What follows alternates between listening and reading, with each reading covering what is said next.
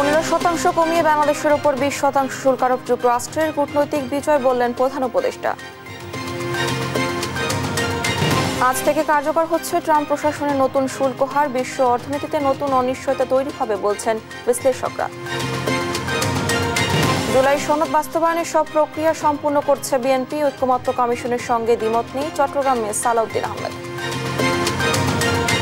দেশে নতুন করে ষড়যন্ত্র হচ্ছে, দাবি মন্তব্য জামায়াত এনসিপির, ফাঁসিবাদের উত্থান আর কোনোভাবেই হতে দেয়া হবে না।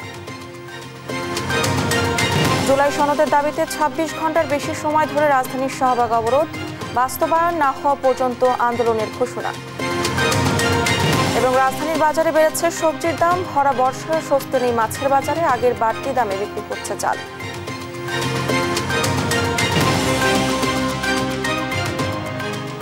আমন্ত্রণ সংবাদ দুপুরে, দেখছেন শিরোনামগুলো, সঙ্গে আছি আমি ডানা ইসলাম। এবারে বিস্তারিত। বাংলাদেশি পণ্যের শুল্ক হার 35 থেকে কমিয়ে 20% নির্ধারণ করেছে যুক্তরাষ্ট্র। শুক্রবার শুল্ক নিয়ে হোয়াইট হাউসের এক ঘোষণায় এই তথ্য জানানো হয়। একে কূটনৈতিক বিজয় হিসেবে দেখছেন বাংলাদেশের অন্তর্বর্তী সরকারের প্রধান ডক্টর মোহাম্মদ ইউনূস। বিস্তারিত মাকদুরা মিতের রিপোর্টে। চলতি বছরের 2 এপ্রিল বাণিজ্য ঘাটতির কথা উল্লেখ করে বিশ্বের বিভিন্ন দেশের উপর উচ্চ হারে পাল্টা শুল্ক আরোপ করেন মার্কিন প্রেসিডেন্ট ডোনাল্ড ট্রাম্প। সে সময়ে বাংলাদেশের উপর শুল্ক আরোপ করা হয় 37%। পরে 9 এপ্রিল ওই শুল্ক 3 মাসের জন্য স্থগিত করা হয়। পাশাপাশি বিভিন্ন দেশকে এ নিয়ে আলোচনার সুযোগ দেন ওয়াশিংটন। গত 8 জুলাই 3 মাসের সময়সীমা শেষ হওয়ার আগের দিন ট্রাম্প চিঠি দিয়ে জানিয়ে দেন বাংলাদেশের পাল্টা শুল্ক 2% কমিয়ে 35% করা হয়েছে। পরে শুল্ক হার কমাতে চাওয়া দেশগুলোকে যুক্তরাষ্ট্রের সঙ্গে বাণিজ্য চুক্তির আহ্বান জানিয়ে 31 জুলাই পর্যন্ত সময় দেন ট্রাম্প।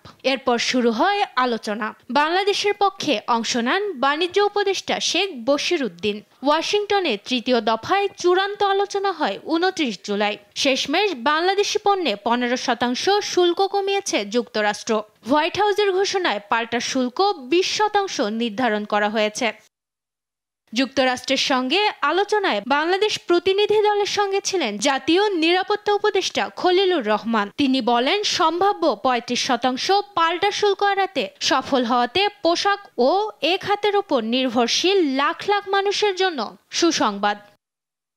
বাংলাদেশের স্বার্থ রক্ষা করেই যুক্তরাষ্ট্রের সঙ্গে বাণিজ্য চুক্তি করা হয়েছে জানিয়ে বাণিজ্য উপদেষ্টা শেখ বশির উদ্দিন বলেন, রপ্তানি বাধাগ্রস্ত হওয়ার আর কোনো শঙ্কা থাকলো না। আর এই চুক্তিকে বাংলাদেশের কূটনৈতিক বিজয় হিসেবে মন্তব্য করেছেন প্রধান উপদেষ্টা। শুক্রবার সকালে প্রধান উপদেষ্টার প্রেস উইংসে পাঠানো এক বিবৃতিতে এ মন্তব্য করেছেন তিনি। ডক্টর ইউনূস বলেন, বাংলাদেশের আলোচকরা অসাধারণ কৌশলগত দক্ষতা এবং বাংলাদেশের অর্থনৈতিক স্বার্থ রক্ষা ও উন্নয়নের প্রতি অটুট প্রতিশ্রুতি প্রদর্শন করেছেন। এ সাফল্য বাংলাদেশের দৃঢ়তা এবং আরও শক্তিশালী অর্থনৈতিক ভবিষ্যতের সাহসী দৃষ্টিভঙ্গির শক্তিশালী প্রমাণ বলে মন্তব্য করেন প্রধান উপদেষ্টা। মাকদুরা মিতি, নিউজ ডেস্ক, দেশ টিভি। 70টি দেশের উপর নতুন করে শুল্ক আরোপের নির্বাহী আদেশে সই করেছেন মার্কিন প্রেসিডেন্ট ডোনাল্ড ট্রাম্প। শুক্রবার থেকে এটি কার্যকর হয়েছে বলে জানিয়েছে হোয়াইট হাউস। সর্বোচ্চ 41% শুল্ক আরোপ করা হয়েছে সিরিয়ার উপর। অন্যদিকে দক্ষিণ এশিয়ার ভারতে 25 ও পাকিস্তানে 19% শুল্ক আরোপ করা হয়েছে। বাড়তি শুল্ক আরোপ বিশ্ব অর্থনীতিতে নতুন অনিশ্চয়তা তৈরি করবে বলে মনে করছেন বিশ্লেষকরা। বিস্তারিত আরবিদ আফসারের রিপোর্টে। বিশ্বের প্রায় 70টি দেশের উপর নতুন করে শুল্ক আরোপ করেছেন মার্কিন প্রেসিডেন্ট ডোনাল্ড ট্রাম্প। বৃহস্পতিবার নতুন নির্বাহী আদেশে সই করার পর তা 1 আগস্ট থেকে কার্যকর হয়েছে বলে উল্লেখ আছে। ধারাবাহিকভাবে বিশ্ব বাণিজ্য ঘাটতির কারণে যুক্তরাষ্ট্রের জাতীয় নিরাপত্তা ও অর্থনীতি হুমকির মুখে পড়াতেই বিশ্বজুড়ে এই ঐতিহাসিক শুল্কের সিদ্ধান্ত নেওয়া হয়েছে বলে জানান ট্রাম্প। হোয়াইট হাউসের ওয়েবসাইটে প্রকাশিত তালিকা অনুসারে এখন পর্যন্ত সর্বোচ্চ 41% শুল্ক আরোপ করা হয়েছে সিরিয়ার ওপর। লাওস ও মিয়ানমারের ওপর যথাক্রমে 40% করে শুল্ক আরোপ করা হয়েছে, আর সুইজারল্যান্ডের উপর আরোপ করা হয়েছে 39% শুল্ক। 35% করে শুল্কের মুখে পড়েছে সার্বিয়া, ইরাক ও প্রতিবেশী দেশ কানাডা। এছাড়াও 30% করে কয়েকটি দেশের উপর শুল্ক বসিয়েছেন ট্রাম্প। এর মধ্যে রয়েছে আলজেরিয়া, বসনিয়া ও হার্জেগোভিনা, লিবিয়া এবং দক্ষিণ আফ্রিকা। 20% শুল্কের তালিকায় আছে শ্রীলঙ্কা, তাইওয়ান, ভিয়েতনাম সহ আরও কয়েকটি দেশ। 15% করে জাপান, দক্ষিণ কোরিয়া, ইসরায়েল, নরওয়ে, জর্ডান ও তুরস্কের উপর শুল্ক আরোপ করেছেন ট্রাম্প। একই সঙ্গে ইউভুক্ত দেশগুলোর সঙ্গে আগেই 15% বাণিজ্য চুক্তি করেছেন মার্কিন প্রেসিডেন্ট। 10% শুল্কের কাতারে আছে যুক্তরাজ্য ও ব্রাজিল। আবার ওয়াশিংটনের সঙ্গে একাধিক আলোচনার পর বাংলাদেশের উপর 20%, ভারতে 25% ও পাকিস্তানে 19% শুল্ক আরোপ করা হয়েছে। এমন পরিস্থিতিতে কিছু কিছু দেশ ট্রাম্পের সঙ্গে নতুন শুল্ককে সাধুবাদ জানালেও ক্ষোভ জানিয়েছে অনেক দেশের নেতারা। এমন পরিস্থিতিতে বিশ্ব অর্থনীতি নিয়ে শঙ্কা জানিয়েছেন অর্থনীতিবিদরা। আরবেদ আফসার, নিউজ ডেস্ক, দেশ টিভি। নতুন নির্বাহী আদেশে কানাডার উপর শুল্ক হার 25% থেকে 35% বাড়িয়েছেন মার্কিন প্রেসিডেন্ট ডোনাল্ড ট্রাম্প। যুক্তরাষ্ট্রে ভয়াবহ মাদক ফেন্টানিলের প্রবেশ রোধ করার পাশাপাশি শুল্ক হার নিয়ে ওয়াশিংটনের সঙ্গে বিরোধিতা করায় অটোয়ার উপর এই হার আরোপ করা হয়েছে বলে জানান তিনি। তবে যুক্তরাষ্ট্রের ফেন্টানিল প্রবেশের জন্য কানাডা দায়ী নয় বলে জানিয়েছে কানাডার বাণিজ্য মন্ত্রণালয়।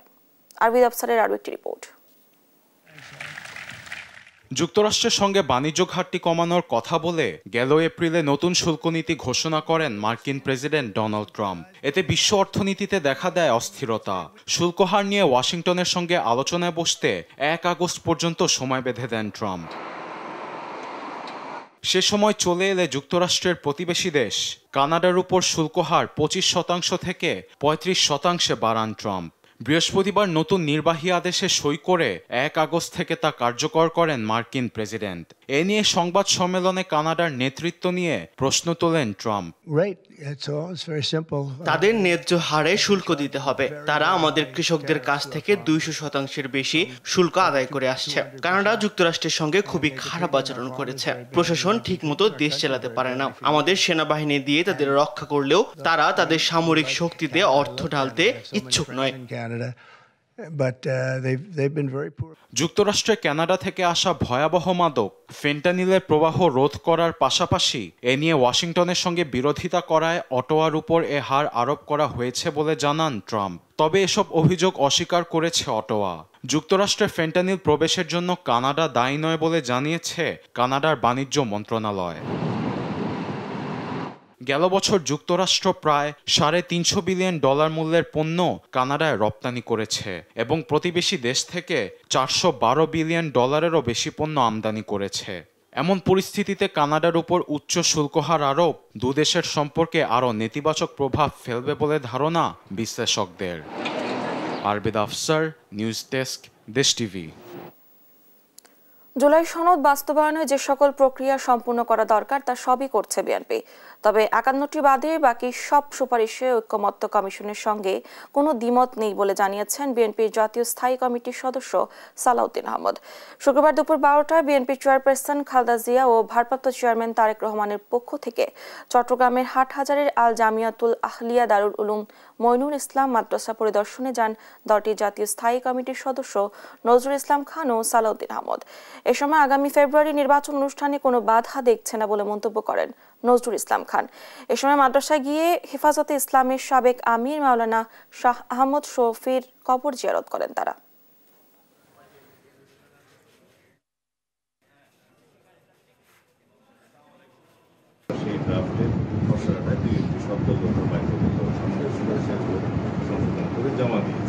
এবং সেটা বাস্তবায়নের পথে যে সমস্ত সাংবিধানিক সংশোধনী, আইনের সংশোধনী, বিভিন্ন বিধি বিধান, রুলস এবং নিয়ম কানুনের সংশোধনের প্রয়োজন সেগুলো করার জন্য আমরা প্রতিশ্রুতি দিয়েছি, যেটা তারা চেয়েছেন।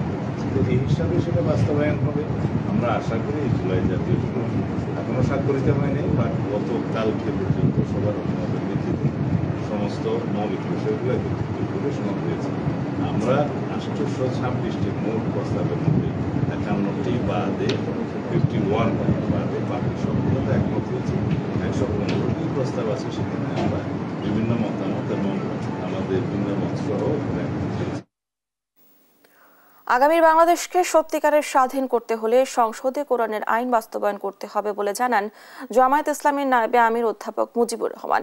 শুক্রবার সকালে জাতীয় প্রেস ক্লাবে জুলাই ২৪-এর গণ অভ্যুত্থান প্রত্যাশা প্রাপ্তি ও করণীয় শীর্ষক জাতীয় সেমিনারে এসব কথা বলেন তিনি। সেমিনারে যোগ দিয়ে জাতীয় নাগরিক পার্টির মুখ্য সমন্বয়ক নাসির উদ্দিন পাটোয়ারি বলেন, জুলাই অভ্যুত্থান যারা শহীদ ও আহত হয়েছে তারা ডান বাম বোঝে না। বিস্তারিত ইউসুফ ভুঁইয়ার রিপোর্টে। শুক্রবার সকালে জাতীয় প্রেস ক্লাবে জুলাই ২৪-এর গণ অভ্যুত্থান প্রত্যাশা প্রাপ্তি ও করণীয় শীর্ষক জাতীয় সেমিনার আয়োজন করে বাংলাদেশ জামায়াত ইসলামী।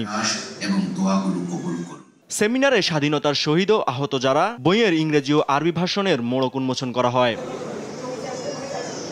সেমিনারে বক্তারা বলেন, নতুন করে ষড়যন্ত্র করা হচ্ছে, তবে আগামীর বাংলাদেশে নতুন ফ্যাসিবাদের উত্থান কোনোভাবেই হতে দেওয়া হবে না।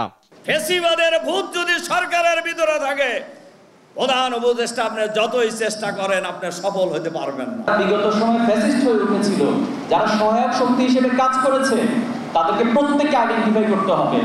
এই চাঁদাবাজি, টেন্ডারবাজি আর ওই দখলদারিত্বের রাজনীতি করে আগামীতেও কেউ টিকে থাকবে, রাজত্ব করবে, তাহলে তারা বোকার স্বর্গে বসবাস করছে। সেমিনারে যোগ দিয়ে জাতীয় নাগরিক পার্টির মুখ্য সমন্বয়ক নাসির উদ্দিন পাটোয়ারি বলেন, জুলাই অভ্যুত্থানে যারা শহীদ ও আহত হয়েছে তারা ডান বাম বুঝে না। যারা জুলাই গণ অভ্যুত্থানের শহীদ, যারা আহত, তারা ডান বাম বুঝে না। আমরা পৃথিবীতে বাংলাদেশের উত্থান চাই। বাংলাদেশের মানুষ যেমন, বাংলাদেশের কৃষ্টি, কালচার, ভ্যালু যেমন থাকবে, সেভাবেই ভবিষ্যতে বাংলাদেশের উত্থান হবে। এ সময় নতুন বাংলাদেশে চাঁদাবাজের কোনো ঠাঁই হবে না বলেও জানান এই এনসিপি নেতা। যারা সন্ত্রাস, চাঁদাবাজ, যারা জালেম করবে, যারা জুলুম করবে, জালেম হিসেবে আবির্ভূত হবে, আমরা মুসলিমরা ঐক্যবদ্ধভাবে ইনশাআল্লাহ ভবিষ্যতে বাংলাদেশে একটি ইউনিটি বা ঐক্যের জায়গায় প্রতিষ্ঠা হবে। সভাপতির বক্তব্যে জামাতে ইসলামীর নায়েবে আমির ও সাবেক এমপি অধ্যাপক মুজিবুর রহমান বলেন, আগামীর বাংলাদেশকে সত্যিকারের স্বাধীন করতে হলে সংসদে কোরআনের আইন বাস্তবায়ন করতে হবে। আগামী দিনের বাংলাদেশকে, বাংলাদেশের জনসাধারণকে সত্যিকার যদি স্বাধীন করতে হয়, মানব রচিত মতবাদকে বাংলাদেশের জমিনে দাফন করে দিয়ে জাতীয় সংসদে কোরআনের আইনকে বিজয়ী করতে হবে। এ সময় জামাতে ইসলামের আমির ডাক্তার শফিকুর রহমানের সুস্থতা কামনায় সবাইকে দোয়া করার আহ্বান জানান তিনি।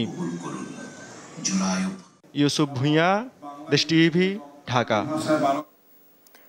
জুলাই সনদ ঘোষণার দাবিতে প্রায় ২৬ ঘন্টারও বেশি সময় ধরে রাজধানীর শাহবাগ মোড় অবরোধ করে আন্দোলন চালিয়ে যাচ্ছেন জুলাই শহীদ পরিবার ও আহত যোদ্ধারা। দাবি বাস্তবায়ন না হওয়া পর্যন্ত রাজপথে আন্দোলন চালিয়ে যাওয়ার ঘোষণা দেন তারা। বিস্তারিত জানাচ্ছেন তন্ত্রতারণ্য। রোদ বৃষ্টি পেরিয়ে জুলাই সনদ ঘোষণার দাবিতে ২৬ ঘন্টারও বেশি সময় ধরে রাজধানীর শাহবাগ মোড়ে অবস্থান করছেন জুলাই শহীদ পরিবার ও আহত যোদ্ধারা। পতাকা, প্লেকার্ড হাতে রক্ত লাগলে রক্ত নে, জুলাই সনদ দিয়ে দে, ২৪-এর চেতনা বৃথা যেতে দেব না, অন্তর্বর্তী সরকার, জুলাই সনদ দরকার সহ নানা স্লোগান দেন তারা। ৫ আগস্টের মধ্যে জুলাই সনদ সংবিধানে লিপিবদ্ধ করা ও তাদের স্বীকৃতি প্রদানের দাবি জানান তারা। বলেন, জুলাই সনদ না হওয়ায় বাধ্য হয়েই সড়ক অবরোধ করে রেখেছেন তারা। জুলাই সনদ তৈরি করেছে সেটা আমরা মেনে নেব না। তার কারণ হচ্ছে আমাদের ওইখানে কোনো উল্লেখ নেই যে এটা আহত বা শহীদদের পক্ষে। ৫ আগস্টের ভিতরে যদি ঘোষণাপত্র না দেয়, সারা বাংলাদেশে আহত নিহত শহীদ পরিবার রাজপথে দাঁড়িয়ে আমরা অভিভাবকরা মাথায় কাপড় পরে আবার রাজপথে দাঁড়াবো। শহীদ ও জুলাই যোদ্ধাদের স্বীকৃতি, শহীদ পরিবার ও আহতদের আজীবন সম্মাননা, চিকিৎসা, কর্মসংস্থান ও সম্মানজনক ভাতার দাবিতে তারা জানায় সরকার আলোচনায় সমাধান দিতে ব্যর্থ হয়েছে। দাবি পূরণ না হলে শাহবাগ মোড়ে অবরোধ চালিয়ে যাওয়ার ঘোষণা দেন তারা। সরকারকে আহ্বান করব, অতি দ্রুত সময়ের মধ্যে জুলাই ঘোষণা করতে এবং জুলাই সনদ জারি করুন। আমাদেরকে রাস্তায় রাখবেন না। রাষ্ট্রের জন্য এটা সবচেয়ে বড় লজ্জাজনক ব্যাপার যে ১ বছর পরেও জুলাইয়ের অন্যতম বিরোধীরা রাস্তায় দাঁড়িয়ে আছে। এদিকে সড়কের চারদিকে ব্যারিকেড দিয়ে রেখেছেন জুলাই যোদ্ধারা। অ্যাম্বুলেন্স সহ জরুরি পরিবহন ছেড়ে দেয়া হলেও অন্যান্য যান চলাচল বন্ধ রয়েছে। ফলে বৃহস্পতিবারের মতো শুক্রবারও ভোগান্তি পোহাতে হচ্ছে চালক ও যাত্রীদের। এনআই নাহিদ, দেশ টিভি, ঢাকা। জুলাই সনদ ঘোষণার দাবিতে এখনও শাহবাগ মোড়ে অবস্থান করছেন জুলাই যোদ্ধারা। এ নিয়ে জানাতে যুক্ত হচ্ছেন সহকর্মী তন্দ্রা তারুণ্য। তন্দ্রা, আপনি তো শাহবাগ মোড়ে আছেন, কেমন দেখছেন সেখানকার পরিস্থিতি? কি বলছেন আন্দোলনকারীরা, জানাবেন।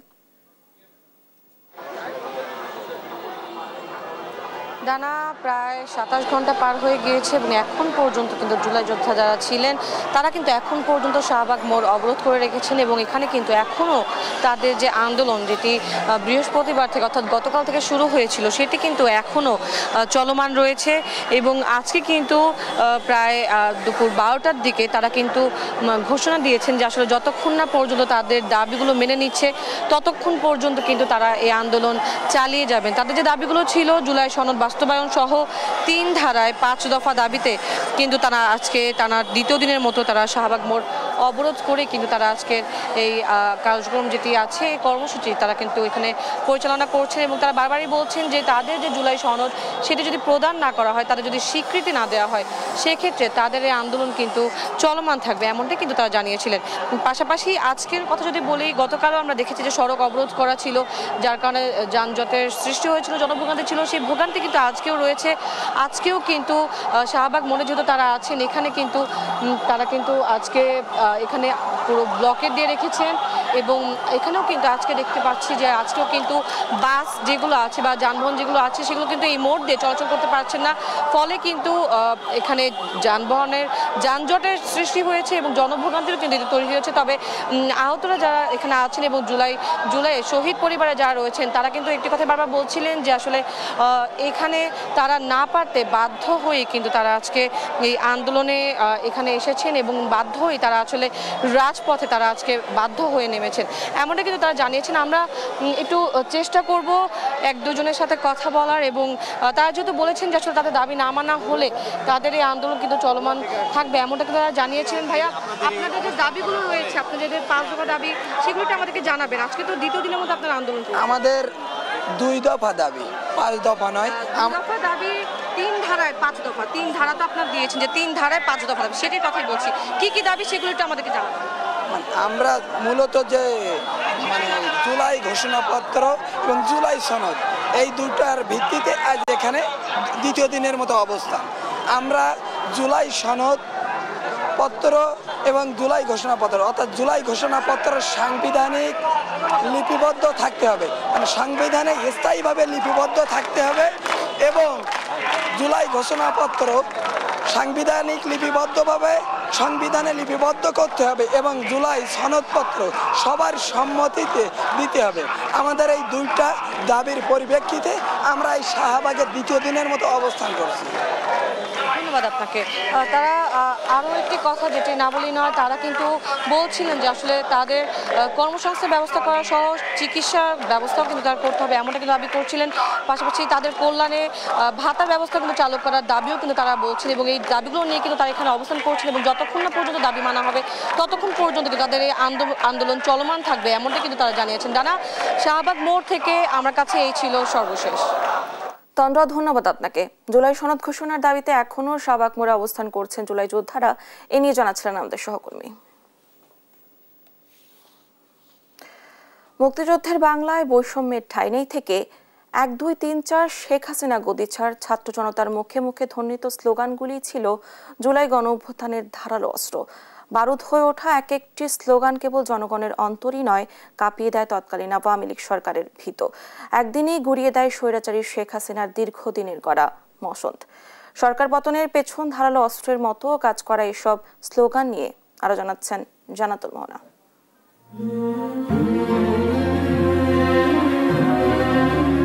শব্দ ভাষার এমন একটি গুরুত্বপূর্ণ উপাদান যার সঠিক ব্যবহারে যেমন ইতিবাচক পরিবর্তন আনা যায়, ভুল ব্যবহারে পাল্টে যেতে পারে পুরো রাষ্ট্র কাঠামো, যার স্পষ্ট উদাহরণ 2024-এর জুলাই গণ আন্দোলন। এই আন্দোলনে বাংলাদেশের মানুষ এমন কিছু নতুন শব্দ, Bangla blockade, complete shutdown, march for justice, remembering our heroes, গ্রহযাত্রার সঙ্গে পরিচিত হয়েছিল, যা আন্দোলনে বারুদের মতো কাজ করে। দীর্ঘদিনের চাপা ক্ষোভ, অন্যায় অবিচারে অতিষ্ঠ জনগণ মাথায় লাল সবুজ পতাকা বেঁধে স্বেচ্ছায় অংশ নেয় এসব কর্মসূচিতে।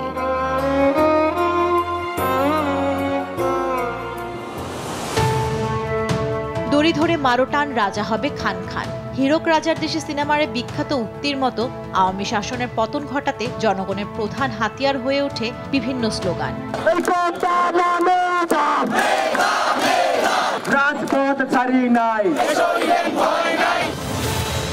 জুলাইয়ের শুরুর দিকে শিক্ষার্থীদের মুখে মুখে কোটা না মেধা, মেধা মেধা।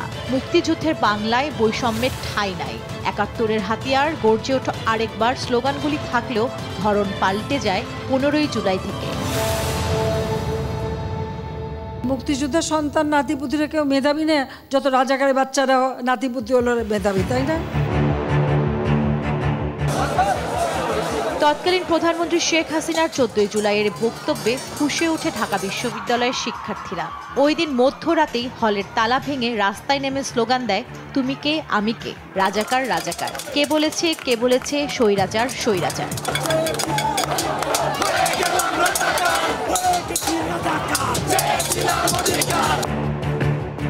১৬ই জুলাই পুলিশের গুলিতে আবু সাইদের মৃত্যু নাড়িয়ে দেয় গোটা দেশের মানুষের বিবেক। এরপর থেকে স্লোগানে যুক্ত হয়, আমার ভাই কবরে, খুনিরা কেন বাইরে। গুলি করে আন্দোলন বন্ধ করা যাবে না। Justice justice, we want justice. বুকের ভেতর অনেক ঝড়, বুক পেতেছি গুলিকর সহ নানা অগ্নিঝরা স্লোগান। এসব স্লোগানে জনতা নির্দ্বিধায় বুক পেতে দেয় পুলিশের বুলেটের সামনে।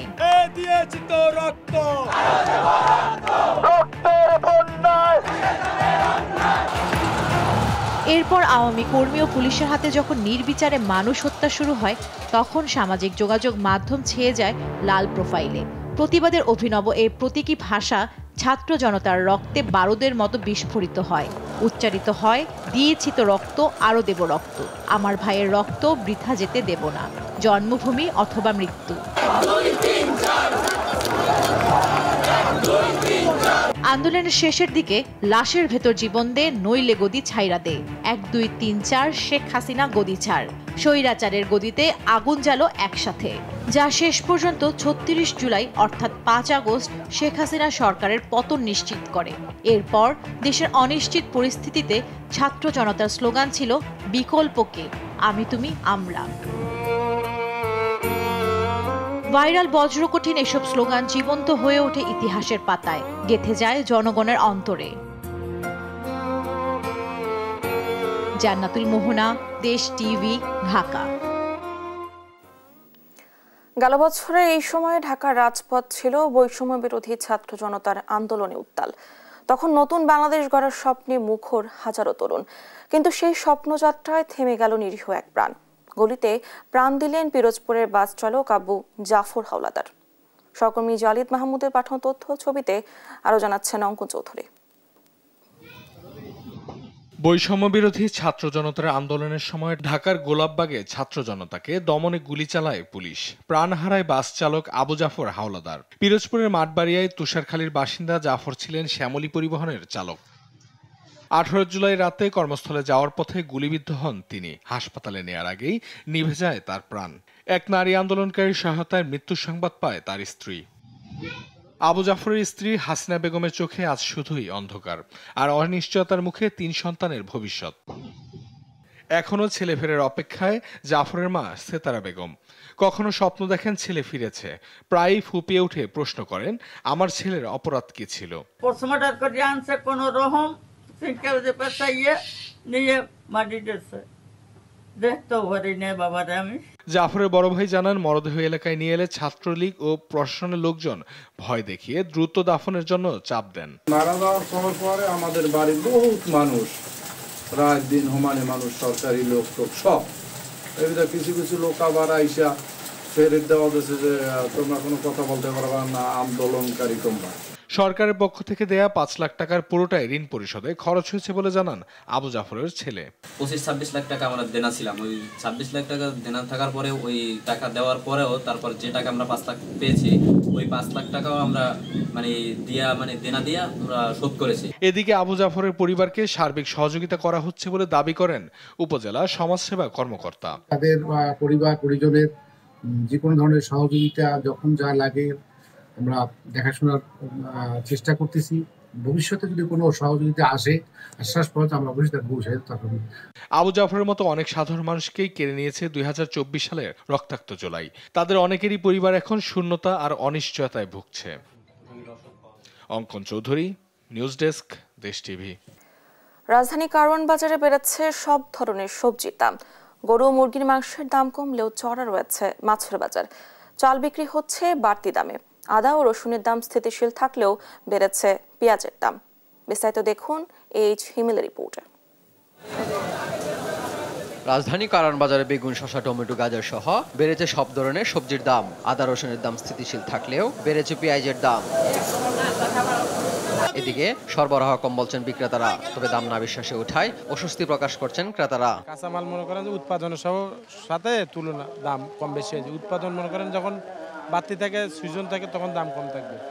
যখন উৎপাদনটা কমবে তখন অবশ্যই দাম কাঁচামালের 2-10 টাকা বাড়বো, উৎপাদন বাড়বে, আবার দাম কমে যাবে।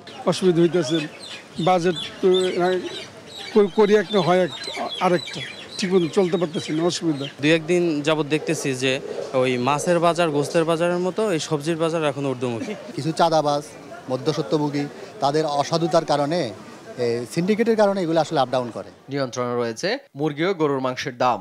মাছ বিক্রি হচ্ছে চড়া দামে। চাষের মাছ, রুই কাতল, এই মাছের দাম কম আছে, ইলিশ মাছের দাম কম, নদীর চিংড়ি মাছ, এই অন্যান্য মাছ, আইড় মাছ, বোয়াল মাছ, এই সব মাছের দাম বেশি। ডিম ও অন্যান্য পণ্যের দাম নিয়ন্ত্রণ থাকলেও বাড়তি দামে বিক্রি হচ্ছে চাল। দাম সহনীয় রাখতে শাকসবজি সহ নিত্য পণ্যের বাজারে সরকারের মনিটরিং চাই সাধারণ ক্রেতারা। এইচ হিমেল, দেশ টিভি, ঢাকা। রাজধানী গুলশানের সাবেক সংসদ সদস্য শাম্মী আহমেদের বাসায় চাঁদাবাজির ঘটনায় হওয়া মামলার এজাহারনামীয় আসামি জানে আলম অপুকে গ্রেফতার করা হয়েছে। শুক্রবার সকালে রাজধানী ওয়ারি থেকে তাকে গ্রেফতার করে ঢাকা মহানগর গোয়েন্দা পুলিশ। অপু জাতীয় নাগরিক পার্টির ছাত্র সংগঠন গণতান্ত্রিক ছাত্র সংগঠনের যুগ্ম আহ্বায়ক। এর আগে গত 17 জুলাই বৈষম্য বিরোধী আন্দোলনের পরিচয়ে একটি চক্র রাজধানী গুলশানে 83 নম্বর রোডে আওয়ামী লীগ নেত্রী ও সাবেক সংসদ সদস্য শাম্মী আহমেদের বাসায় গিয়ে 50 লাখ টাকা চাঁদা দাবি করে। তাদের নেতৃত্বে ছিলেন গণতান্ত্রিক ছাত্র সংসদের কেন্দ্রীয় যুগ্ম আহ্বায়ক জানে আলম অপু ওরফে কাজী গৌরব অপু। রাজনৈতিক সংশ্লিষ্টতার অভিযোগে একজন সেনা কর্মকর্তার বিরুদ্ধে তদন্ত আদালত গঠন করা হয়েছে বলে জানিয়েছে আন্তঃবাহিনী জনসংযোগ পরিদপ্তর আইএসপিআর। শুক্রবার আইএসপিআর এর এক সংবাদ বিজ্ঞপ্তিতে এ তথ্য জানানো হয়। বিজ্ঞপ্তিতে বলা হয়, সম্প্রতি একটি আইনশৃঙ্খলা রক্ষাকারী বাহিনীর মাধ্যমে বাংলাদেশ সেনাবাহিনীর এক কর্মকর্তার বিরুদ্ধে রাজনৈতিক সংশ্লিষ্টতা সংক্রান্ত অভিযোগ পাওয়া যায়। অভিযোগটি পাওয়ার সাথে সাথে বাংলাদেশ সেনাবাহিনীকে বিষয়টি সর্বোচ্চ গুরুত্বের সঙ্গে বিবেচনা করে। এর পরিপ্রেক্ষিতে গত 17 জুলাই ওই সেনা কর্মকর্তাকে তার নিজ বাসস্থান রাজধানীর উত্তর এলাকা থেকে আটক করে সেনা হেফাজতে নেওয়া হয়।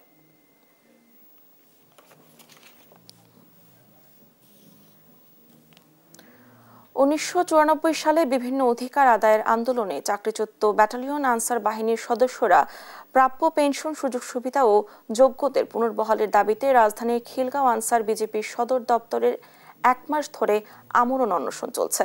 সর্বোচ্চ আদালতের রায় বাস্তবায়ন না হওয়ায় চরম বিস্ময় ও হতাশা প্রকাশ করছেন 31 বছর আগের চাকরিচ্যুত সদস্যরা। হাইকোর্টের এ রায় বুঝতে সমস্যা হচ্ছে বলেছেন আনসার কর্তৃপক্ষ। সাবিনা মজুমদারের রিপোর্ট। পাগল উন্মাতের মতন আছি, খাইয়া না খাইয়া এখানে পড়ে রয়েছি। মোহাম্মদ মনিরুজ্জামান, বয়স 60-এর কাছাকাছি।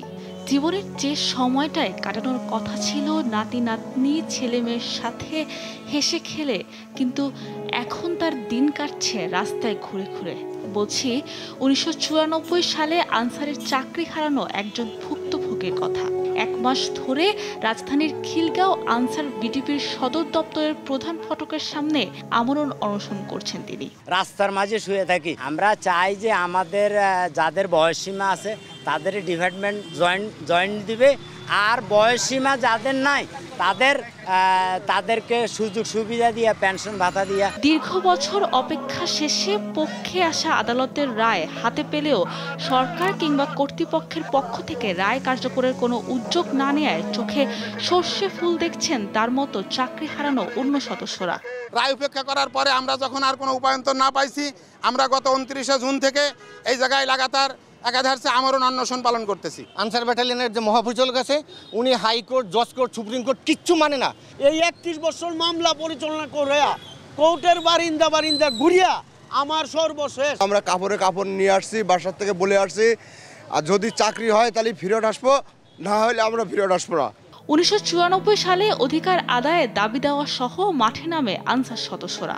আন্দোলনের নামে বিদ্রোহ করার অপরাধে প্রায় 2500 সদস্যকে গ্রেফতার ও চাকুরিচ্যুত করে তৎকালীন সরকার। নিজেদের নির্দোষ দাবি করে পরবর্তীতে আদালতের শরণাপন্ন হলে 2018 সালে বিদ্রোহের অভিযোগ থেকে খালাস পান অনেকেই। এদের মধ্যে যাদের বয়স ও সক্ষমতা রয়েছে কিংবা তাদের বয়স শেষ হয়েছে তাদেরকে যতদিন ছিলেন সে অনুযায়ী সুবিধা দিতে সরকারকে নির্দেশ দেন হাইকোর্ট।